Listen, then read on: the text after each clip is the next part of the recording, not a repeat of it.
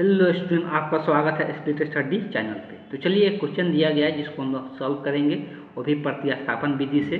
चलिए देखते हैं किस प्रकार से इसको हल करेंगे। सबसे पहले आपको प्रतिस्थापन विधि समझना पड़ेगा, तभी जाके इस प्रकार क्वेश्चन को हम लोग सॉल्व कर पाएंगे। बेसिकली यहाँ पे दो समीकरण दिया हुआ है और दो समीकरण में यहाँ पे चर के रूप में एक एस देखने को मिलेगा, एक टी देखने को मिलेगा। यहाँ पे चेंज क्या कर दिया है कि एक्स वाई नहीं लिख के उसके जगह पर क्या लिख दिया, एस और टी दे दिया है। बाकी इसमें कोई भी डिफिकल्ट नहीं है, तो कोई डिफिकल्टी नहीं है। तो हम लोग यहाँ पर देखेंगे, अगर समीकरण को देखते हैं तो क्या दिया हुआ है, एस माइनस टी बराबर 3 दिया, ये मेरे पास समीकरण 1 है। दूसरा एक समीकरण दिया हुआ है, थोड़ा सा छूट गया है क्वेश्चन में, एक बार देख लेते हैं क्या है। दूसरा एक समीकरण यहाँ पे दिया हुआ है,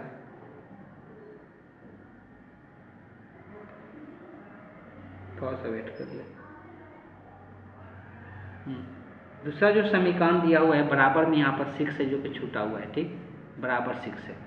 तो यहाँ पर दूसरा समीकरण दिया हुआ है s/3 plus t/2 equal to 6 दिया हुआ है।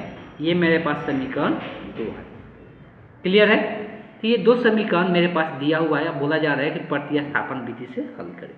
बेसिकली प्रतिस्थापन विधि किस प्रकार से अप्लाई करते हैं, तो पहले यहाँ पर लिख देते हैं कि हम लोग कौन सा विधि यूज करने वाले हैं, प्रतिस्थापन।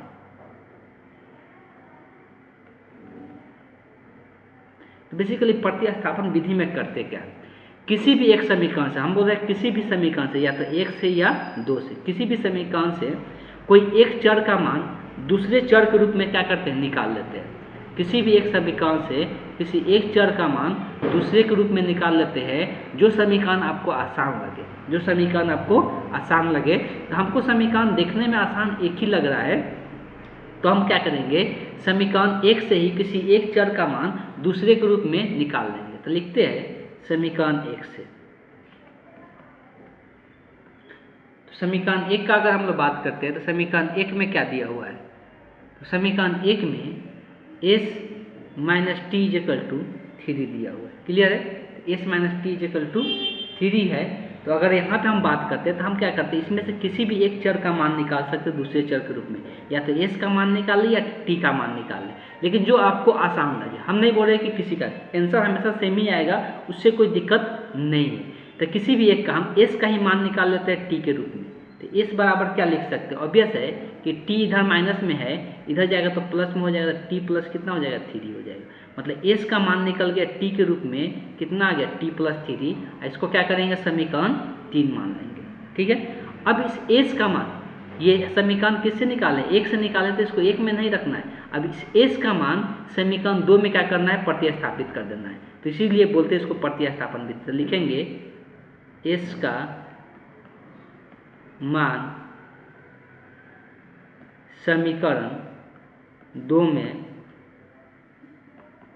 प्रतिस्थापित करने पर, समीकरण 2 में प्रतिस्थापित करने पर, तो यहाँ पर प्रतिस्थापित करेंगे हम। तो इस वाले s का मान देख सकते हैं क्या है, t प्लस 3 है। तो इसमें समीकरण 2 में s के जगह, यहाँ पर देख सकते हैं s के जगह, ये वाला s के जगह क्या लिखना है, s t प्लस 3 लिखना है। तो इस s के जगह यहाँ पर हो जाएगा t प्लस 3, अब बटे में है 3 और प्लस t/2 इक्वल टू 6 है। सबसे पहले यहाँ पर दिख रहा है तो इसको भिन्न का जोड़ बना लेते हैं। 2 और 3 का एलसीएम का बात करेंगे, कितना आएगा, 6 आएगा। 3 दूना का 6, 2 मरतबे जाएगा, 2 में ये गुना होगा तो ऊपर में जितना है सबसे गुना होता है। 2 में दोनों पद में गुना होगा, तो 2 में t से गुना होगा 2t, और 2 में 3 से गुना होगा, 3 दूना का 6। ये कितना आएगा, 3 बार में जाएगा, 3 में t से गुना होगा 3t, और बराबर में क्या हो जाएगा, 6 हो जाएगा। क्लियर है?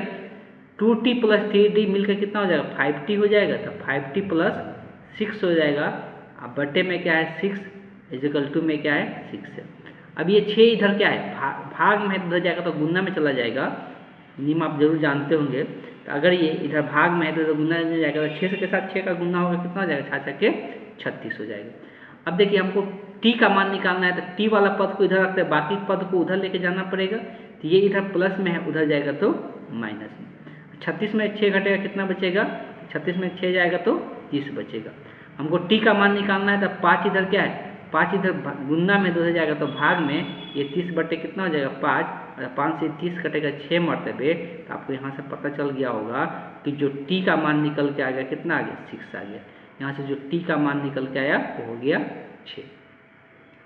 अब देखिए इस टी का मान किसी भी समीकरण में रख सकते, 1 में, 2 में, 3 में, लेकिन हमको अभी ऐसा है कि टी का मान रख के किसका करना है, एस का मान निकालना है।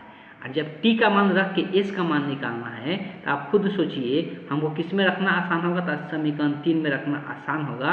हम क्या करेंगे, इसी में क्या करेंगे कि इसमें हम लोग क्या करेंगे, टी का मान रख देंगे। तो लिखेंगे टी का मान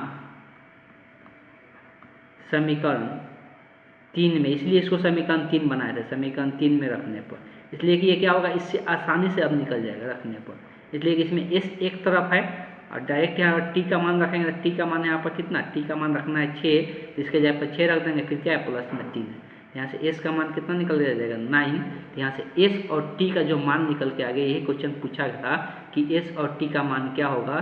तो इसको प्रत्यावर्तन हल का मतलब यही है कि दो चर दिया रहा तो उसका मान निकालना। यहाँ से टी का मान हो गया 6 और एक्स का मान कितना 9 हो गया। इस क्वेश्चन का यही करेक्ट ऑप्शन, करेक्ट आंसर हो जाएगा। किसी प्रकार का डाउट रह जाता है तो जरूर कमेंट बॉक्स में लिखिए, तो हम इसको दोबारा से एक बार क्या करेंगे, फिर से एक बार इस सोल्यूशन को बता देंगे। और नए क्वेश्चन के लिए आप व्हाट्सएप नंबर पर संपर्क कर सकते हैं, भेज सकते हैं। Thank you.